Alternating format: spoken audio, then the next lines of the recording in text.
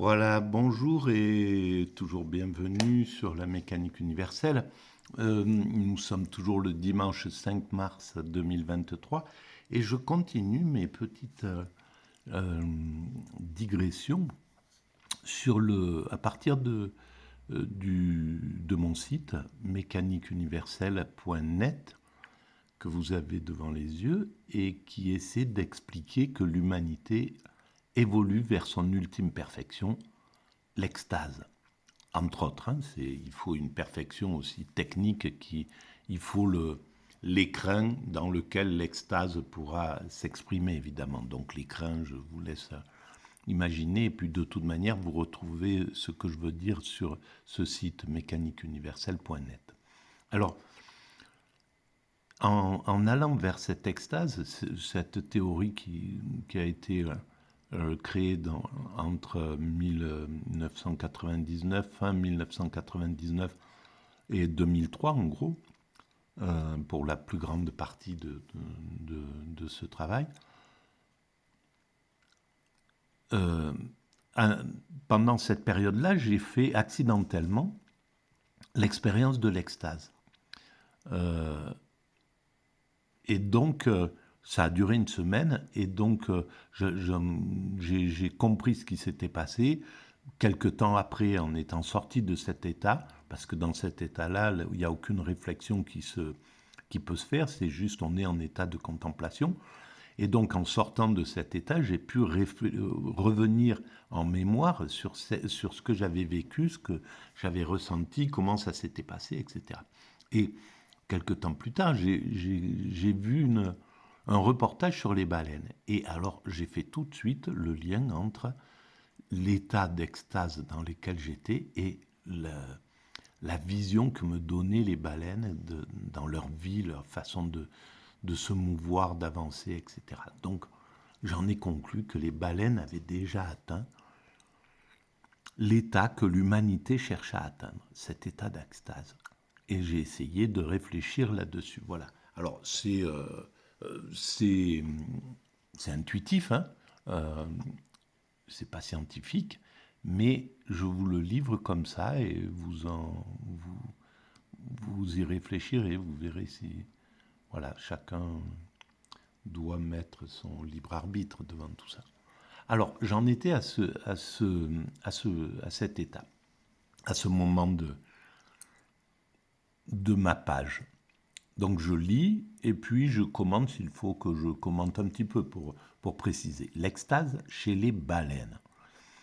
Plusieurs voies mènent. Alors, ça c'est la 6e vidéo. Donc, si vous voulez avoir toute la lecture, soit vous lisez évidemment sur le site, vous cherchez cette page, soit vous écoutez les vidéos précédentes sur les baleines.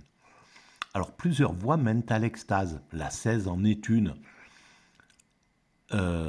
Est une des voies menant à l'extase, mais ce n'est pas la seule. La 16, c'est la technique humaine, hein, d'accéder à l'extase. Mais évidemment, il y a, voilà, comme ça m'est arrivé, l'extase accidentelle.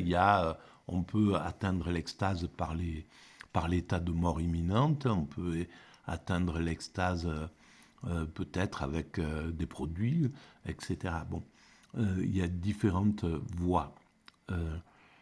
L'homme, la voie royale, en gros, c'est celle que toutes les religions ont un département, en somme, lié à l'extase. Parce que les religions sont nées, à mon sens, de l'extase.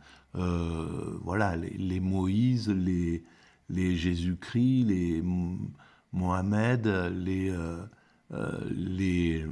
Bouddhas, etc., ont vécu ces états d'extase, et puis pas que, hein, tout autour, parce que c'est quelque chose de finalement assez courant, je pense. C'est pas quelque chose d'inouï, quoi. Hein, c'est humain, quoi.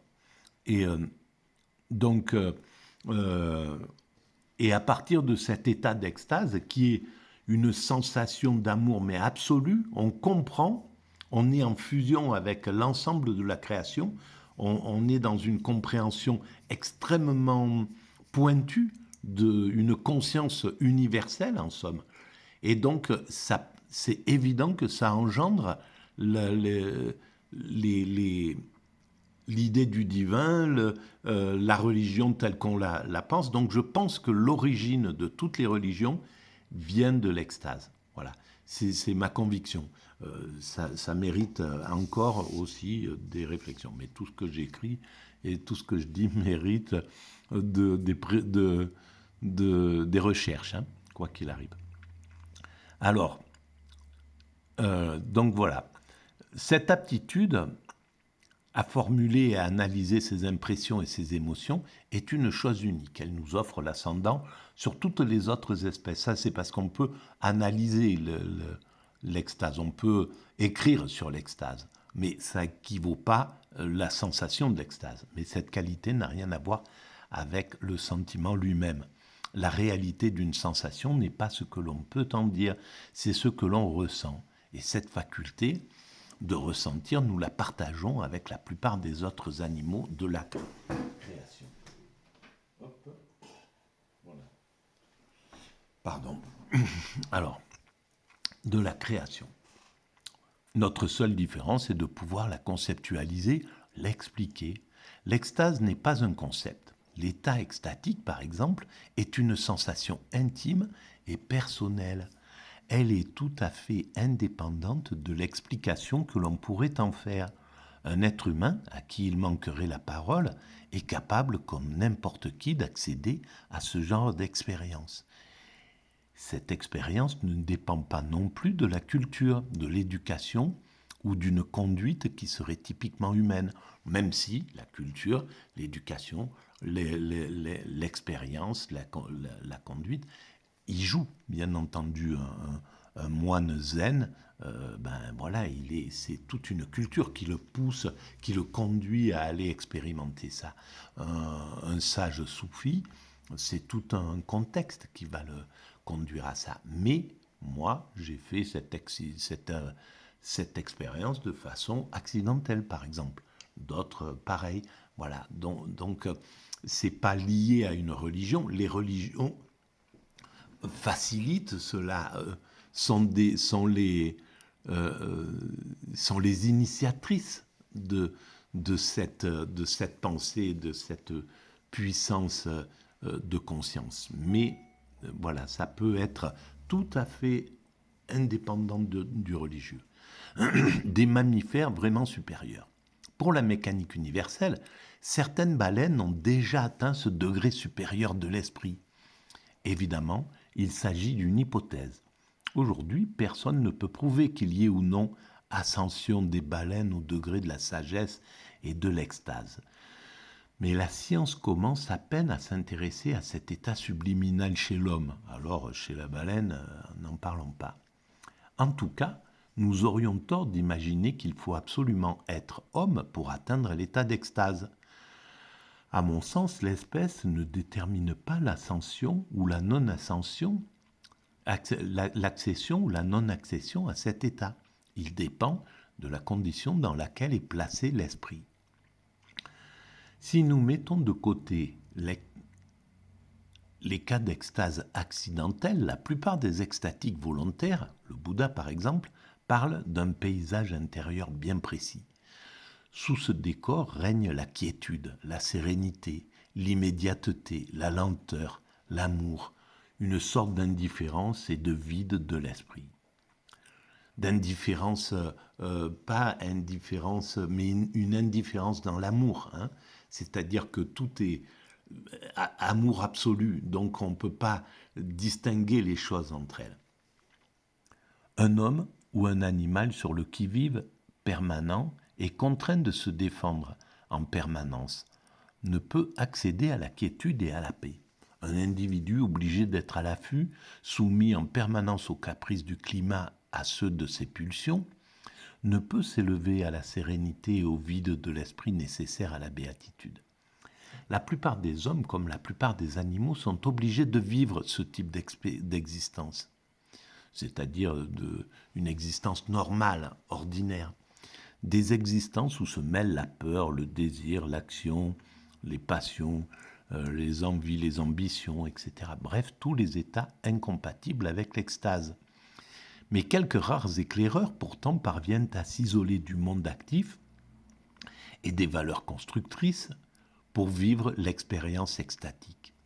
De façon inconsciente sans doute, les grandes baleines sont parvenues à écarter de leur vie tous les barrages empêchant l'homme d'atteindre l'extase. Elles ne vivent plus dans la peur, le qui-vive, le désir permanent. Elles semblent au contraire se mouvoir dans la sérénité, le calme, la quiétude et la paix, et entièrement maîtres de leur monde. Elles maîtrisent totalement leur monde. Elles peuvent... et leur monde est plus vaste que le monde terrestre. C'est incroyable, quoi. Voilà, elles traversent les océans, c'est quelque chose d'hallucinant. Et elles n'ont pas besoin de chasser, elles ouvrent et elles cueillent, en somme. Elles sont dans un système presque de cueillette.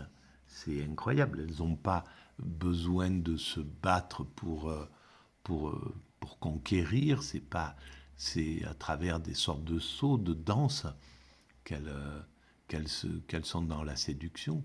Enfin bref, voilà. De façon inconsciente sans doute,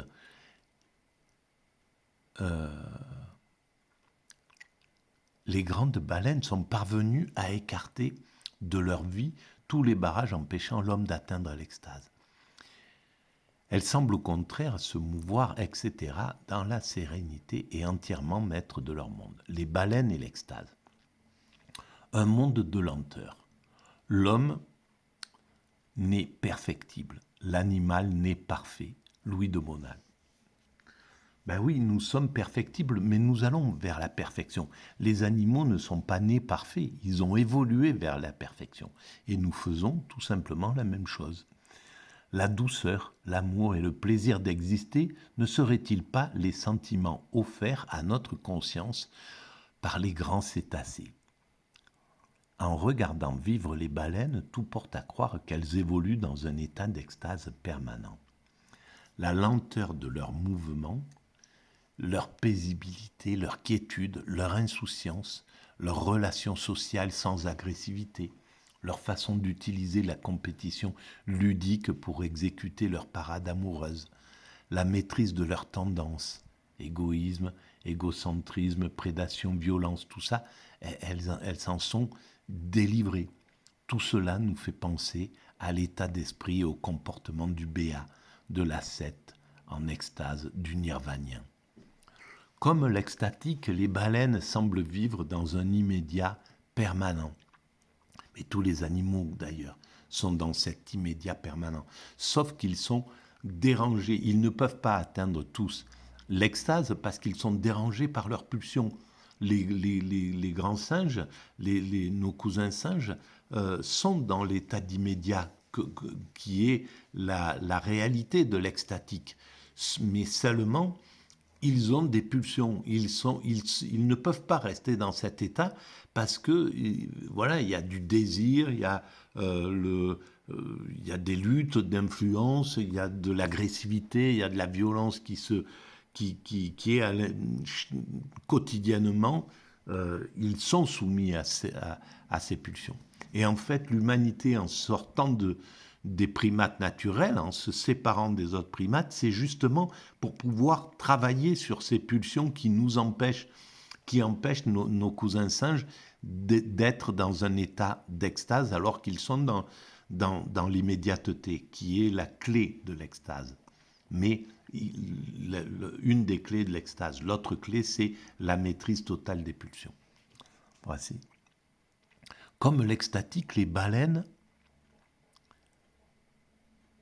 Alors, où j'en suis ? La douceur, l'amour et le plaisir d'exister ne seraient-ils pas les sentiments offerts à notre conscience par les grands cétacés ? En regardant vivre les baleines, tout porte à croire qu'elles évoluent dans un état d'extase permanent. La lenteur de leurs mouvements, leur paisibilité, leur quiétude, leur insouciance, leur relation sociale sans agressivité, leur façon d'utiliser la compétition ludique pour exécuter leur parade amoureuse, la maîtrise de leurs tendances, égoïsme, etc. Tout cela nous fait penser à l'état d'esprit et au comportement du béat, de l'ascète, en extase, du nirvanien. Comme l'extatique, les baleines semblent vivre dans un immédiat permanent. Elles paraissent totalement immergées dans l'instant présent. Il s'agit là, nous l'avons déjà traité dans d'autres chapitres de la mécanique universelle, dans les chapitres concernant le bonheur, etc., l'extase, d'une des facultés fondamentales de la béatitude. Voici quelques attitudes à rapprocher du béat. Les baleines paraissent naviguer insouciantes et sans projet futur, en dehors des projets innés, dirigés par l'instinct, tels que la migration. Leur esprit n'a donc aucun souci de l'avenir. Ils ne se projettent pas sur l'avenir, il faut construire. Nous, l'homme constructeur qui construit l'état d'extase futur pour nos descendants, nous sommes soumis au temps, justement, aux contraintes du futur. Demain, il faudra que je fasse ça.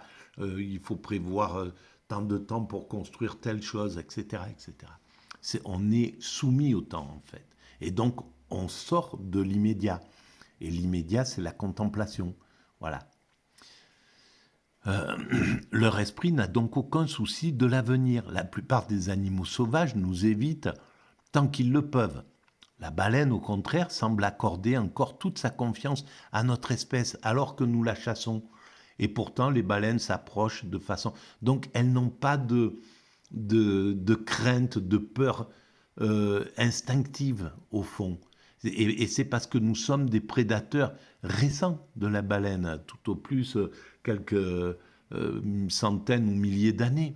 Mais les baleines ont vécu cet état de sérénité sans le prédateur qu'est l'homme pendant des centaines de milliers d'années.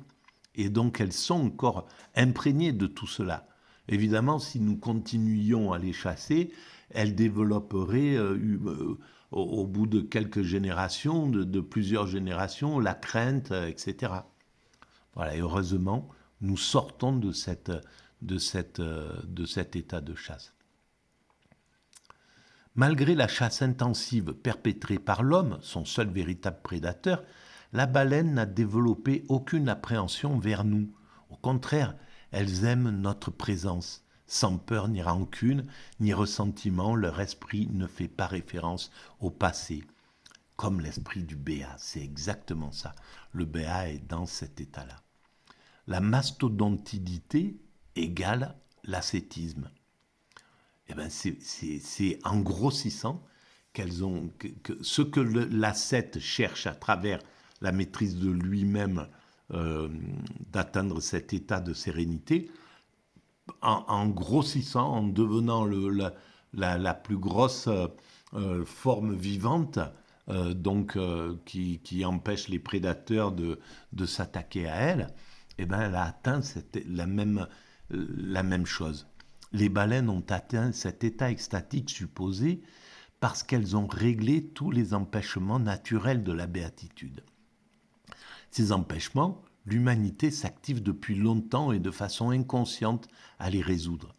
Nous sommes sur la bonne voie, l'humanité, mais encore assez loin du but, même si individuellement certains y parviennent, à l'extase.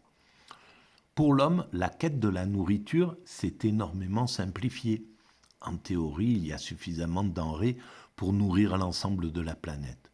Ce simple besoin non résolu ferme l'accès d'une grande partie des êtres humains à la quiétude, à la paix, donc aux conditions favorables pour l'extase.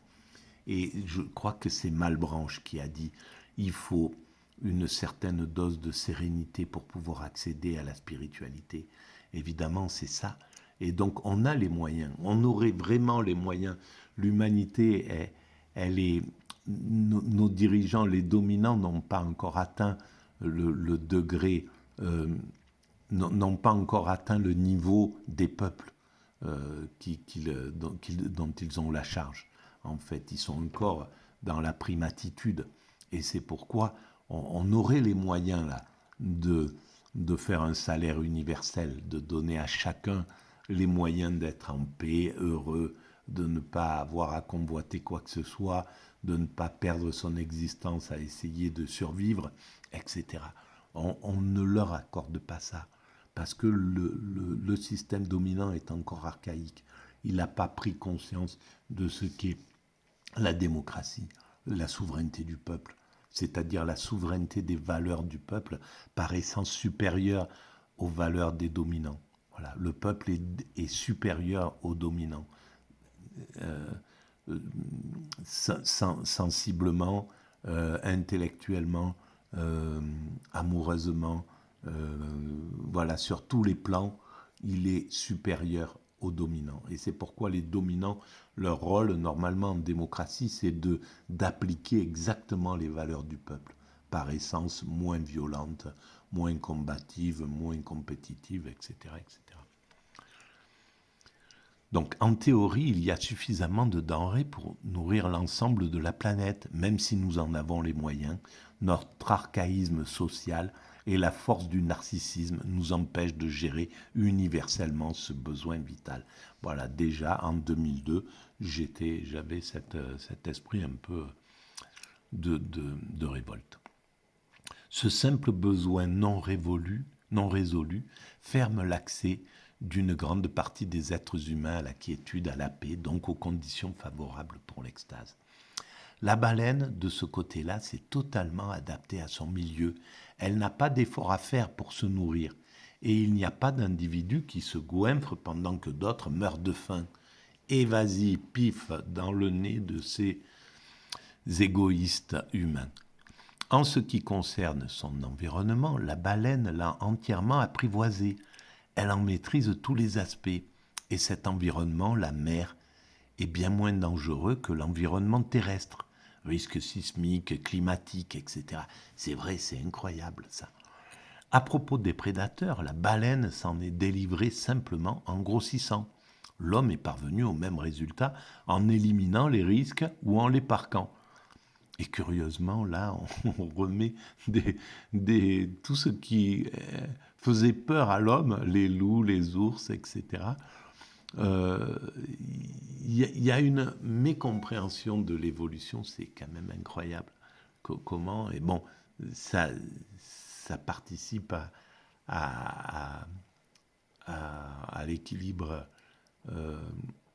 et au fait de laisser tranquille une grande partie de la nature, mais c'est quelque chose qu'on peut réfléchir quand même. À propos des prédateurs, la baleine s'en est délivrée, donc voilà.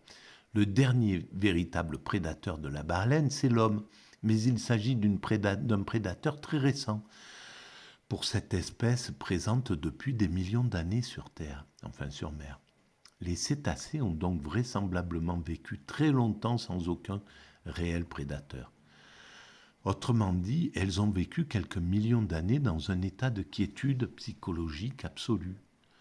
Cet état s'est transmis de génération en génération jusqu'à devenir leur nature. Quant au danger représenté par la baleine envers une autre baleine, comme la violence d'un homme envers un autre homme, par exemple, l'homme qui est un loup pour l'homme, il a totalement disparu. Les baleines ne se maltraitent pas ensemble.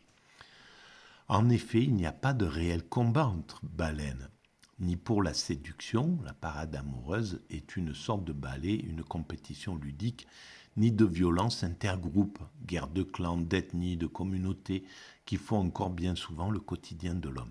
Alors, quand même, moi, je suis très intuitif et toute ma réflexion est intuitive et j'ai un peu du mal à être comme les universitaires, justement, à aller creuser, chercher, lire, pour préciser, pour amener au lecteur quelque chose de vraiment avec le moins d'erreurs possible. Donc je vous conseille quand même d'aller vous renseigner parce que il y a beaucoup d'intuition là. Je ne sais pas, peut-être que les baleines ont un peu d'agressivité ou je ne sais pas. Mais bon, voilà, c'est ce qui me semble être la réalité. Donc, en effet, donc il n'y a pas d'Adam, etc. La baleine est donc déjà parvenue à son universalité. Elle fonctionne comme une seule et grande famille. Cette espèce a donc réussi à dépasser ses propres pulsions agressives et claniques. Agressivité encore en cours dans la plupart des espèces, y compris la nôtre. Et oui, nous n'avons pas. C'est pourquoi l'humanité cherche à ma théorie cherche à éclairer l'humanité pour que nous passions d'une évolution inconsciente, donc antagoniste, avec je déteste mon voisin parce qu'il est différent, je déteste cette communauté parce que je ne la comprends pas, parce que j'en ai peur, je déteste, etc., etc. Ce modèle-là, il est là parce que nous n'avons pas pris conscience que nous sommes une seule et même entité, une humanité entière, et que c'est l'humanité tout entière qui va vers sa perfection, et que c'est notre but, notre rôle. Donc le jour où on prendra conscience de ce que nous avons à accomplir, de ce que nous cherchons inconsciemment à accomplir, et que nous le travaillerons consciemment, on en aura fini avec l'antagonisme, parce qu'on travaillera tous ensemble à cette cause. Voilà l'idée. Donc,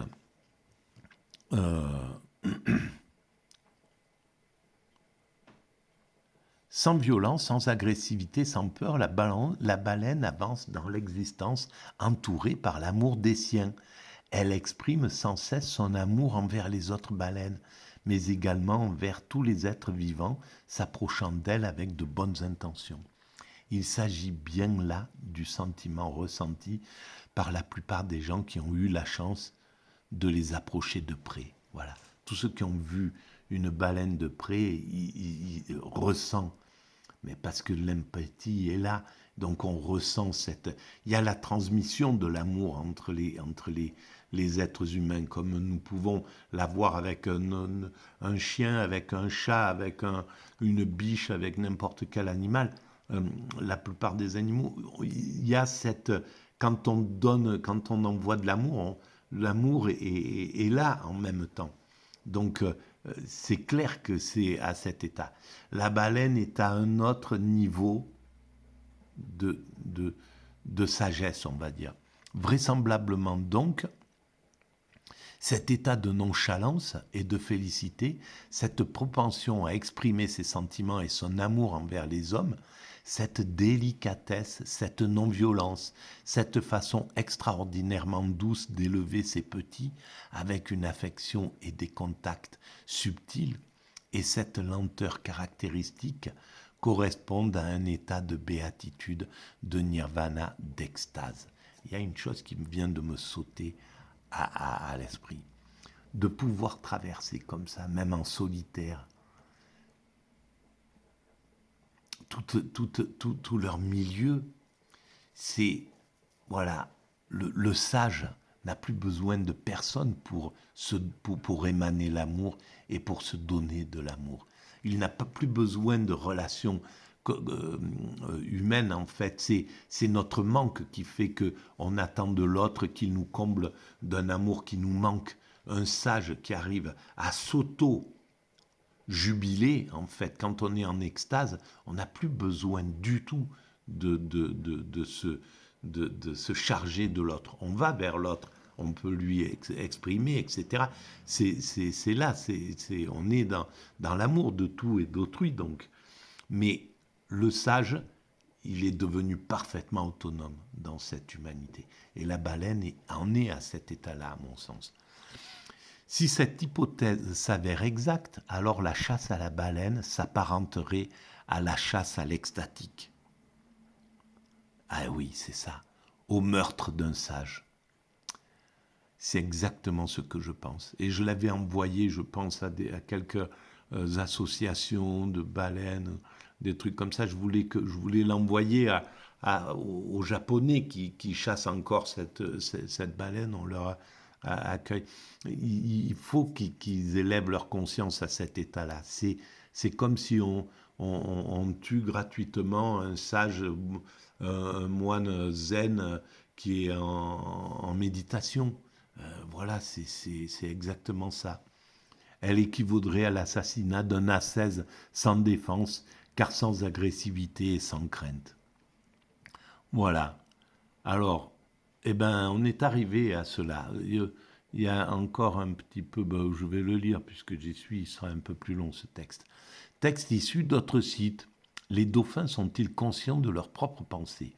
On lira ci-dessus un article mettant en scène le pauvre Natua, dauphin captif que l'on soumet à un test assez subtil. Notre ami à nageoire doit choisir entre deux sons qui progressivement vont se ressembler de plus en plus. Si Natua reconnaît le son 1, il pousse avec son rostre sur la pédale de gauche. Si c'est pour lui le son 2, il pousse sur la pédale de droite. À un moment donné, la différence devient quasi imperceptible, même pour l'ouïe d'un dauphin. Coup de théâtre, Natua dispose en fait d'une troisième pédale, une pédale centrale qui indique « je ne sais pas ». Pour s'exprimer ainsi, le dauphin doit forcément être conscient de son propre état de conscience. Et c'est bien ce que Natua nous démontre avec brio dans cette expérience de laboratoire. Voilà ce que c'est que l'éthologie. Et cette science doit être complètement en expansion pour qu'on comprenne rapidement les autres espèces, nos frères animaux, pour qu'on arrête de les maltraiter. Voilà. Et qu'on sorte de ce mécanisme-là. On y va, hein, quoi qu'il arrive. Il y a un rythme, quoi. Voilà. L'humanité, elle a son rythme d'évolution, mais nous allons vers ce respect absolu et donc la fin de se nourrir des animaux, peut-être, voilà, etc. Sympa. Ceci dit, on aimerait mieux que ce genre de test qui prouve l'évidence ait plutôt lieu en pleine mer, mettons aux Bahamas, avec un juste petit labo sonore monté sur radeau de caoutchouc. Bon, je ne sais pas qui c'est qui a... Ah oui, c'est Dauphin Libre, .be à l'époque. Voilà, alors je vous remercie de cette écoute et nous en avons fini avec ce petit chapitre-là sur la sagesse des baleines. Voilà. Voilà ce qu'on pouvait en dire. Merci de votre écoute, à très bientôt.